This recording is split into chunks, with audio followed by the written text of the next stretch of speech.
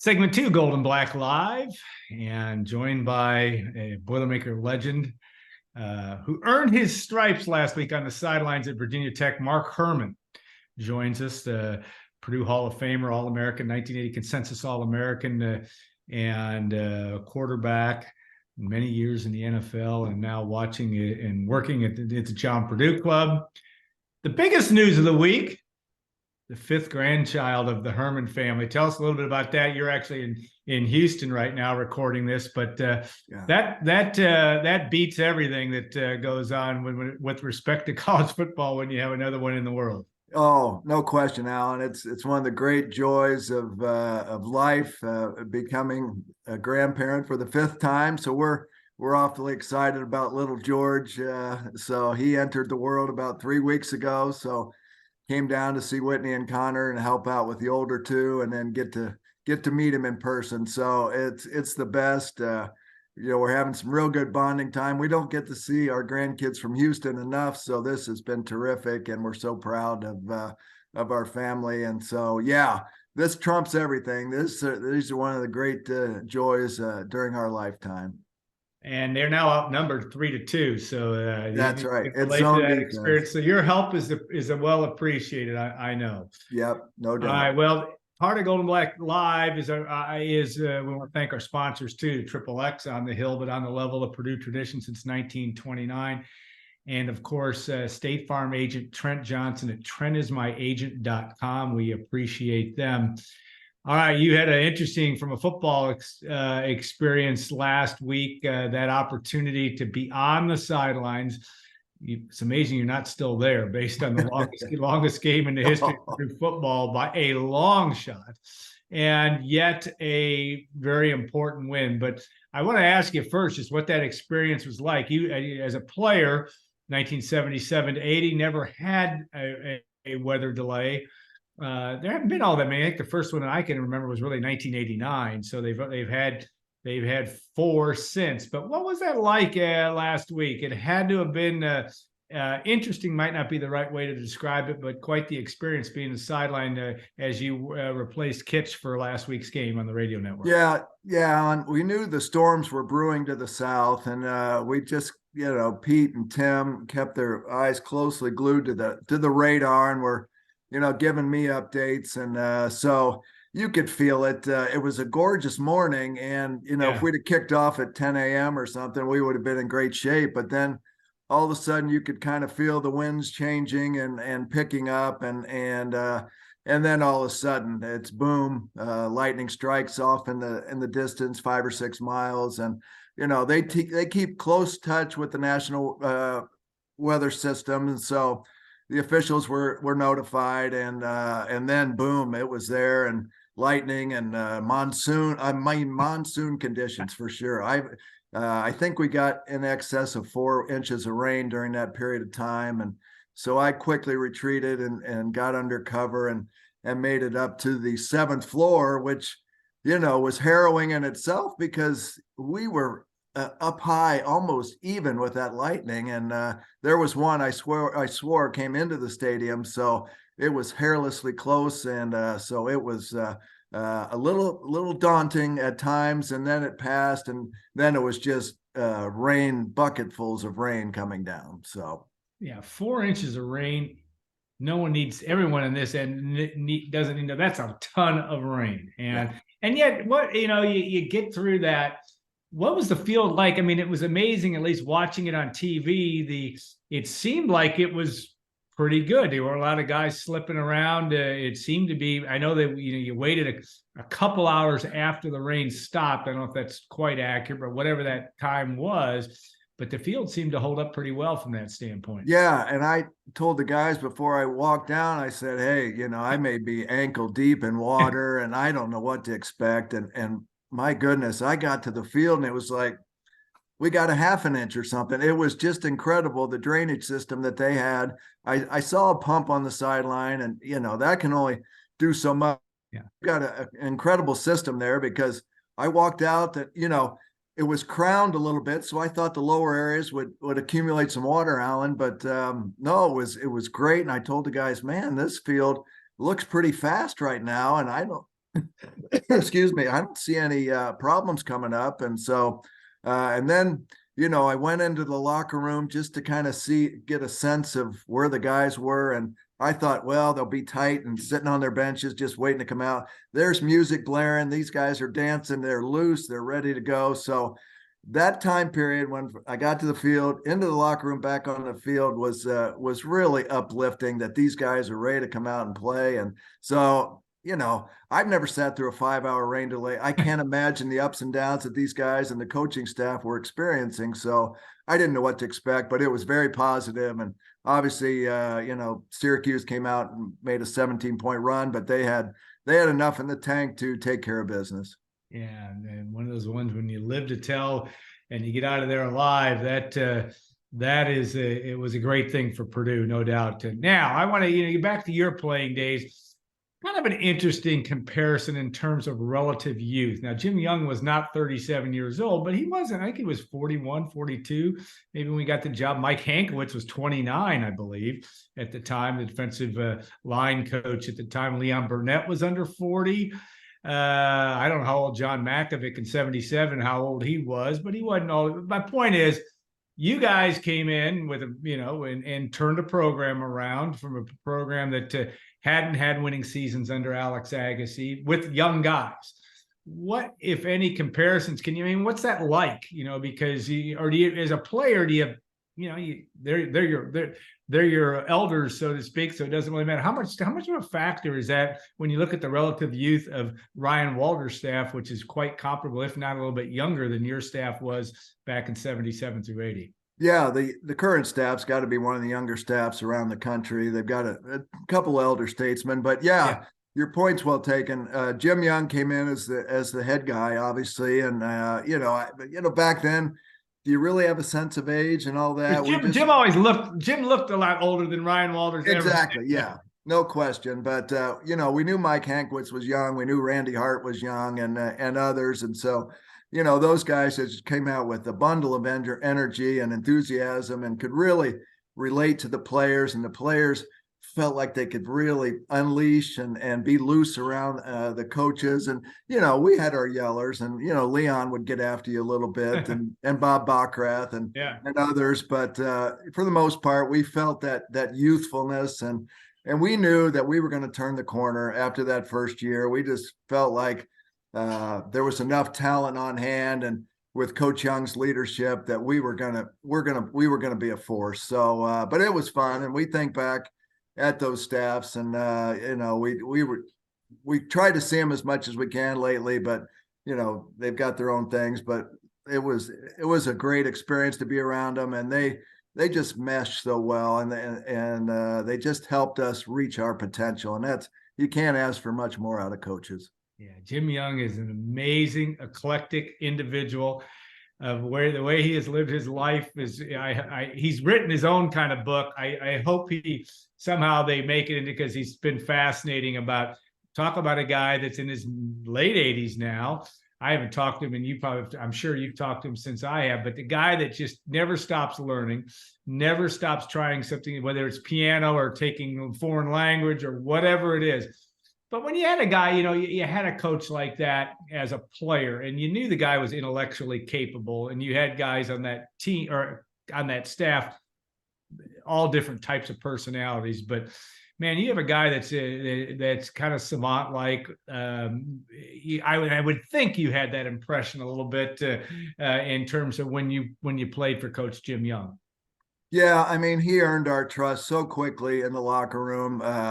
He had a Midwest background. He had coached in the Big Ten. He had success at Michigan, and then went down to Arizona and did great things there. So we knew what we were getting pretty quickly with Coach Young, and he loved to bring in World War II history, and all those things, and he would make those comparisons, and we were just on edge, just trying to take in every story, and he was so organized and goal oriented, and just had a purpose for everything, and he had little motivating things along the way. So we just this guy knows his stuff, and he knows football, obviously, but his personal discipline and motivation. And as you mentioned, lifelong learner, got his master's in history Yeah, at 70 years old. I love that. Yeah, he sends me chapters of the book.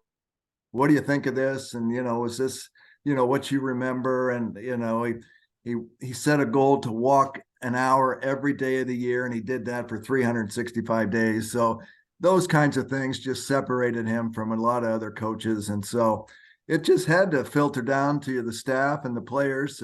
Doing the best that we could, and certainly we made a pretty big impact on the Big Ten those following 3 years. Yeah, it helps to have great coaching. It also helps to have talent. Mark Herrmann, Keena Turner, Calvin Clark. Okay, Pete Quinn too, but the guys like that you've got Bart Burrow on down the line. It's quite the story from that standpoint. Okay, you got a chance to watch or observe and obviously report on the game last week, and I know you've been in practice throughout the fall or throughout fall camp. Ryan Walters, what's your impression about what makes him unique? And what do you see from that staff, just from an observation standpoint? What's their personalities like from in the heat of the moment? Is what you see, what you get from Ryan? How do you view that?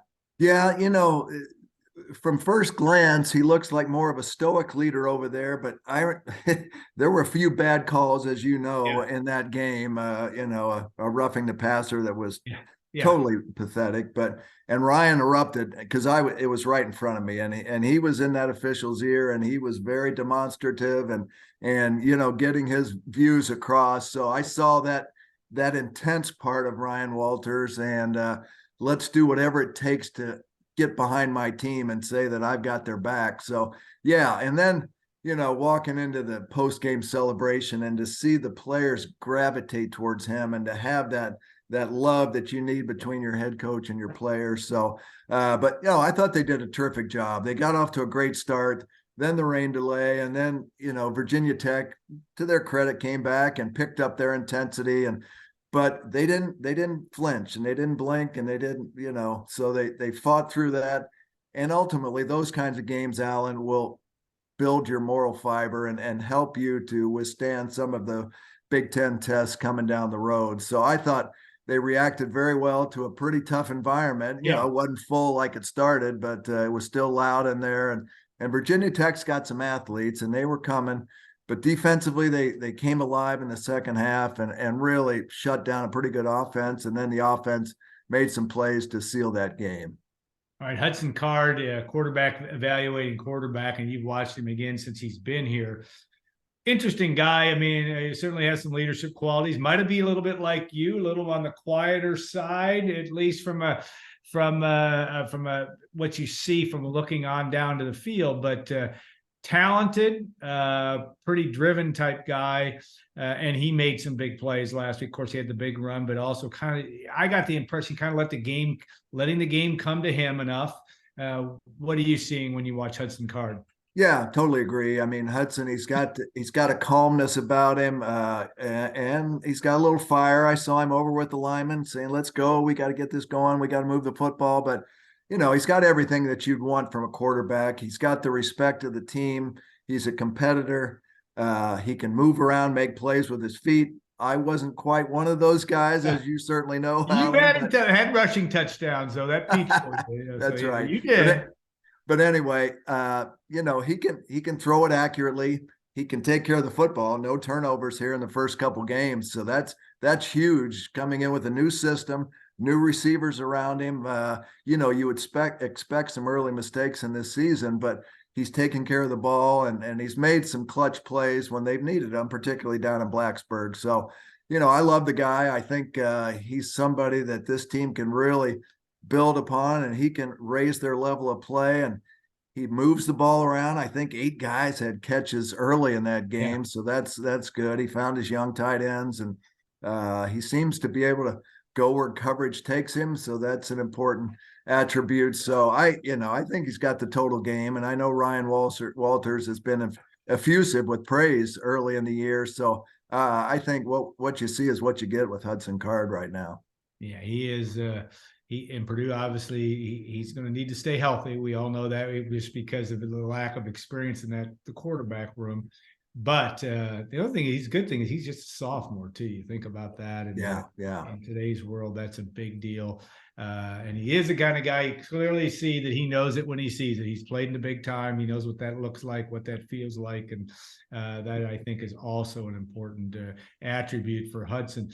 All right, Devin Mockabee, you had some good running backs in your room over the years with Ben McCall, Mike Augustiniak, Jimmy Smith on down the line. But this Mockabee kid, who we saw last year what he can do, but he also, I thought one of the best things about Purdue's game was the ability, one of the few times we've seen over the years, over the recent memory, where they ran the football down the field and got against a Power 5 defense and got the score. Talk about that run game and how it kind of fits into Graham Harrell's air raid approach to offense. Well, you can't throw it around all day long. You've got to be able to move the ball on the ground to slow the rush down and make them respect the run. And of course, Devin is an electrifying running back, no question. Out in the open field, he's as fun to watch as any back that I've ever seen. Back in the day, we had more, workman-like running backs who'd get you the tough yards, but Devin is a new breed, and he has a little Jimmy Smith in him, a guy who had the great speed, but nobody has the moves that Devin and the crazy legs and all that. But he's, he gives you that guy that can break it, and you give him a little seam, and he gets as small as a mouse to get through the cracks, and he was able to salt that one away, and then you bring in Tyrone Tracy Jr. and then you bring in Dylan Downing. So you've got a nice stable of running backs, and to give Dylan a little time, or Devin a little time on the bench. So you don't want to kill him yet early in the season, boy. But when he's out there, you've got that guy that can take it the distance, and that's a nice bonus to have. Well, tomorrow night's game against Syracuse and going to be an electric atmosphere. You were on the sidelines last year in the Carrier Dome as a game that Purdue sadly gave away really at the end. But you got a chance to watch Garrett Schrader and that Syracuse offense. Now they don't have Sean Tucker, they don't have some of that, but they've got an offense that has scored 113 points in 2 games. What do you see from Garrett Schrader, but also what do you see that from based on what you saw last year that Purdue's going to have to deal with Syracuse when they come into Ross-Ade Stadium tomorrow night? Yeah, Garrett Schrader last year beat the Boilermakers with his legs early on the game, made some key runs to keep drives alive, and then the passing game got together. He's a little erratic throwing the ball, Alan, but he did make some plays at the end and made the big throw for the winning score. But he's a big physical guy, and he's tough to bring down. So I think you got to stay in your rush lanes, and I know they'll do some twists and stunts, but you can't let that guy break the pocket, because he could take it 20-30 yards, much like Hudson Card can do. So I think you make him beat you throwing the football, as odd as that sounds. But that game was tough to watch in the waning minutes. It just seemed like everything went against Purdue with some untimely penalties. And so I think there's got to be some bitterness in the guys' stomachs that were in Syracuse last year. So, I'm looking forward to some high energy coming out and establishing that defensive presence again, and then get that offense going early and find that rhythm, because they were in an awfully nice groove to start the game last week. I think Hudson, found the tight end a few times, found Tyrone Tracy. And so, some good things there. So, as you mentioned, electric atmosphere, night games bring out the best in Ross-Ade. So we'll hopefully have some fun tomorrow night. Could you imagine to play in the night back when you were playing? I mean, hadn't invented that yet till I think 1986. But I think about some of the games your junior year against Michigan, or any one of those games. You play UCLA, and as your senior year at night, it would be hard to. And you guys are putting 71,000 in some of those games, so that would be an amazing thing. All right, when you look at expectations and this season, you guys in your first year went 5-6, which was a step in the right direction. And you had your moments I'm talking about your freshman year in 1977, but established a trend or an expectation that your sophomore through senior years, you go out, you're the MVP of 3 consecutive bowl games, you come within an eyelash of winning the Big Ten. Talk about that need this year, no matter what the win-loss total is, what that need is for expectations of raising that level of that program and what Ryan Walters wants to get accomplished. It's important. Yeah, you want to win as many as you can want to win, but boy, you want to be competitive. Yeah, and I think we're going to see that the entire year. First week was disappointing. There were a lot of good things. The finish, obviously, but and then you parlay into a tough road trip into a Power Five conference foe. You come out of there, you were tested in a multitude of ways with the delays and everything. So I think that built some confidence there, and hopefully you come out tomorrow night with a great game plan and some energy.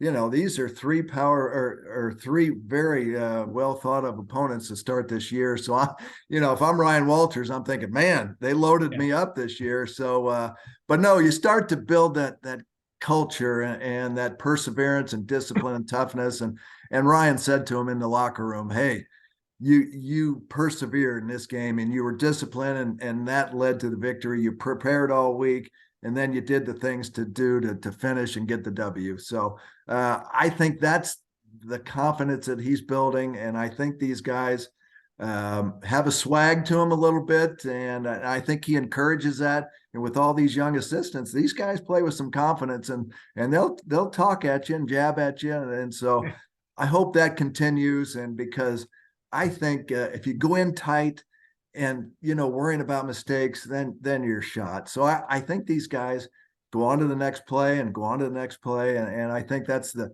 type of attitude you have to go out and compete at a high level. You got to have a short memory, whether you're a defensive back or whether you're whatever position you play in that game called football. I think that's a good point. Okay, your day job with John Purdue Club and raising money for Purdue athletics. Talk about you've been in that position for a bit. You would be the last to admit, but you are a living legend, and that's a good thing in terms of your great experience as an All-American at Purdue. But what's that been like for you? I mean, to be back at your alma mater, have a chance to there's a lot going on in the world of fundraising and NIL and all that world. It doesn't make an easy world for you guys. I know that. But what's it been like for you in terms of having that experience being back with that group? Yeah, Alan, it's been a joy from the first moment I walked into Mackey in the offices. We've got a great group of folks, led by Tim House, and of course reporting on up to Mike Babinski. So, it's one of the more energized groups. I'm by far the oldest in the room, but I love being around them. They do a great job in operations, events, and fundraising, and lots of good things happening. Obviously, the folks that have walked into the stadium, it's just a joy to see when a plan comes together and that south end zone, and of course the Tiller Tunnel. Just it gives you chills. My first time walking in, I thought, wow, this is a big time stadium now.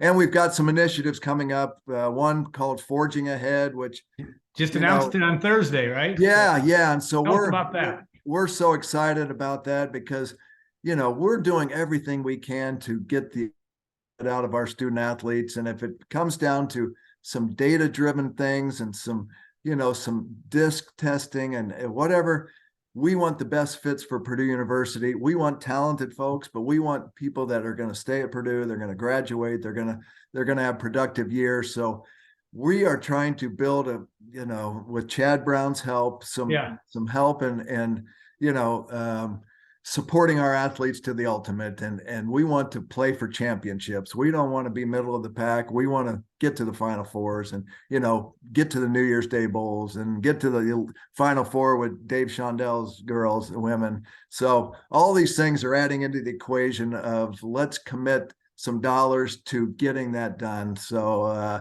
it's going to be very exciting.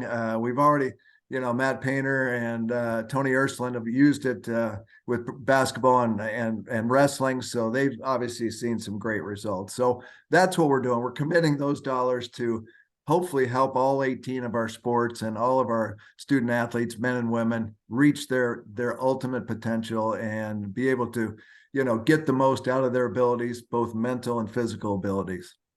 Chad Q. Brown, a guest of a couple of weeks ago, very interesting guy.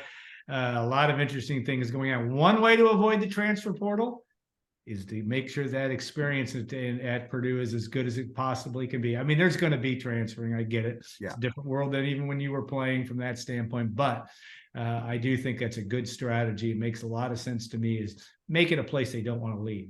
Yeah, and, exactly. If you can do that, we know this. I mean, you and I are close to the same age where Purdue's a good place. And if you have the opportunity to, if you can get people here, once they're here, it's a good spot for folks to be. Mark, thanks so much for your time. I know you're guaranteeing a 3-touchdown win tomorrow for Purdue, but then again, you don't gamble. But no, that's the fun of this, is you don't know what the heck's going to happen. We don't forget. Well, we do sometimes forget they are 18 to 22-year-olds, or some in the world of COVID, they're about 18 to 24-year-olds. Yeah. That have to go out and execute. That's what's going to make it fun, and that's kind of why we watch. So thanks so much for your time. Enjoy that grandchild. Congratulations to you and your family, and we'll do this again before long. We look forward to seeing you in Ross-Ade Stadium before long. Hey, great. Thanks, Alan, for having me. Enjoyed it as always, and we'll look forward to seeing you tomorrow night. Hopefully it'll be a great atmosphere, and I'm sure it will. I think it will be. All right, we'll be back for the third segment. We will have Corey Palm that will join us, and we'll talk about that. There's the history of Ross-Ade Stadium. Writing a book on it. Interesting stuff, because there are a lot of stories outside of just Mark Herrmann's exploits in that facility, going all the way back to 1924. Of course, we're celebrating the 100th year, I should say, of Ross-Ade Stadium. So we'll be back in 2 minutes, and we'll look forward to doing that on Gold and Black Live.